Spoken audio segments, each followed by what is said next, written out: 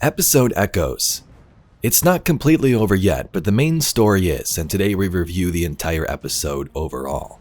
Some great story moments with new activities, locations, and antagonists were weighed down by questionable execution, leaving us where we started. Let's take a look. I told you I'd watch the Vex, and they are way out of line. You should come and kill them. Like old times. Visit soon.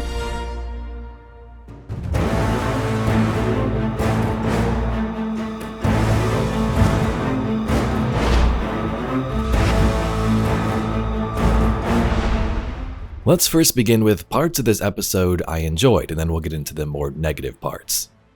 If you're familiar with my channel here, you know we love to talk about the lore and the story.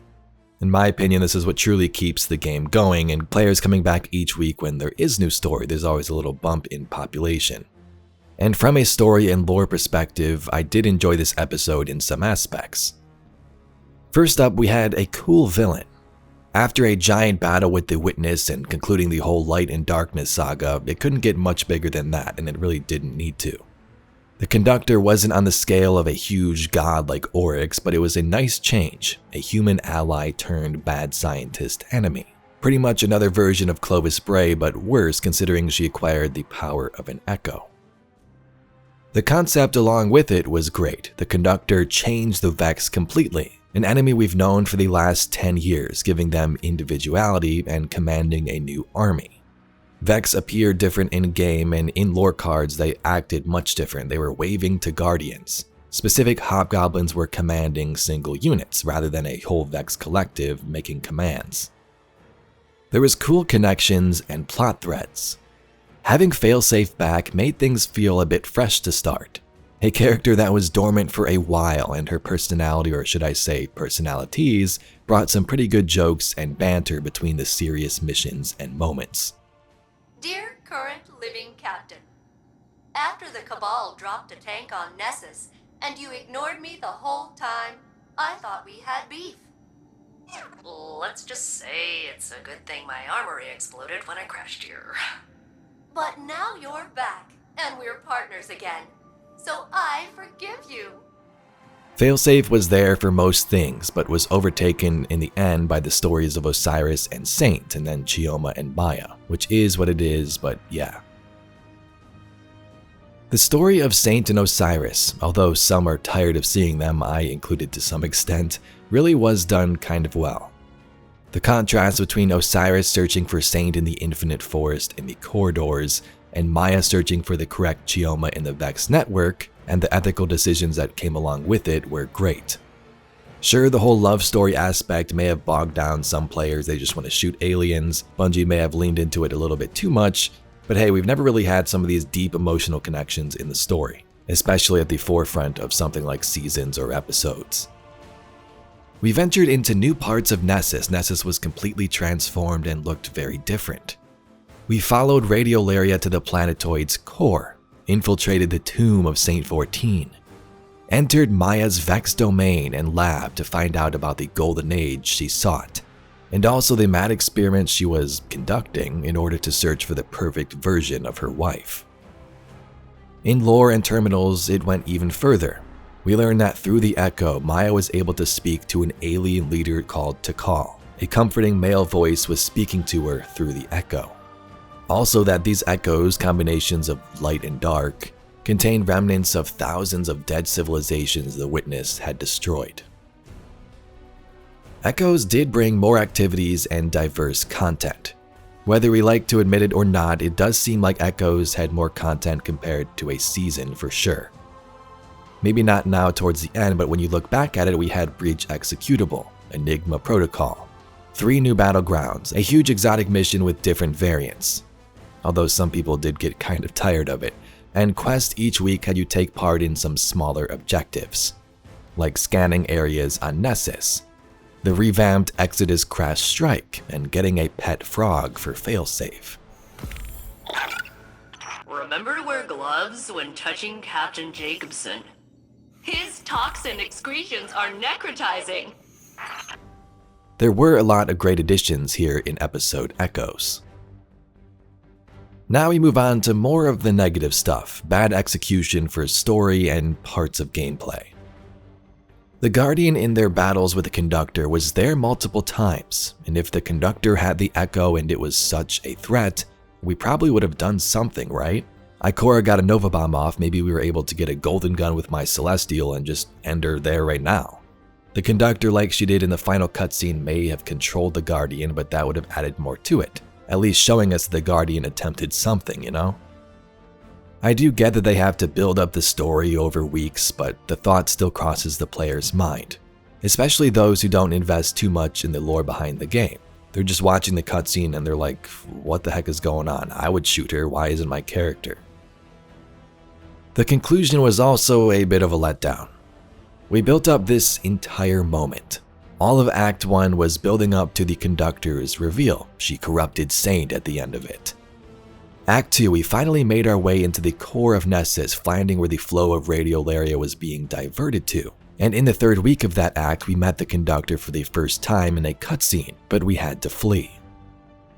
And in Act 3, we're right back where we started. We infiltrated the Vex domain, learned about Chioma and all these versions that Maya was trying to find, and in a similar cutscene near the same area as the first cutscene, the same things kind of happen. She compels the characters, we try to fight back, but instead of us escaping this time, she does.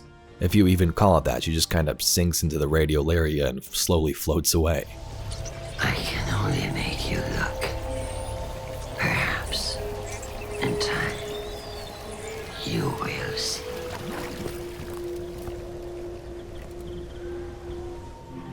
She escaped. The Echo with her. The Conductor had an Echo in the beginning and was a threat. The Conductor at the end is still somewhat a threat, we believe. She's in the Vex network still with an Echo. Maybe she's still looking for Chioma, maybe her plans have now changed. The first one seems more likely though. When you look at it though, we're in the same spot. We just had some extra fluff or extra lore from the story in between, heading to the core of Nessus, things like that. Now the tough part is I'm not sure if this is supposed to play into the next 2 episodes, but from a single episode standpoint, not sure who thought this was a groundbreaking story conclusion. Unless I'm wrong and we have something else in the few weeks or another finale, but I doubt it. It also kind of sucks that this comes at a time where people are fed up with the seasonal story model, so this doesn't add to the current overall health and the state of the game. Now let's talk about the execution. While the story was interesting at some points, the conclusion kind of a letdown, the execution was also a negative for me. 3 weeks of an act, 3 weeks of nothing, and then the next act would begin. It may have been nice in theory to have a little break between the acts, but personally I didn't even really play in the weeks that there weren't story. And when the next act rolled around, I'm sure some people even forgot what the heck happened in the previous act. What if Bungie just changed the ending or Act 3 around a little bit? Would if things have been better? Say in Act 3 it went like this instead. Week 1, we enter the exotic Encore mission and the lab to find the Exos and learn more about this said Golden Age. In Week 2, we learn about the truth, finding Chioma and how the Conductor plans to take over the solar system with the knowledge she's gained. And then in Week 3, we have a separate mission where we pursue the Conductor, maybe through puzzles, damage phases as she tries to extract the real Chioma. It then ends in an epic boss fight, one of the first human-ish ones we've ever had in Destiny, which would have been a nice change. Something new after the Light and Dark saga. And then to wrap it all up, maybe a cutscene. Would that change how you feel about the episode? Maybe, I don't know, but it would have given us a bit more hype and change compared to the same exotic mission 3 times.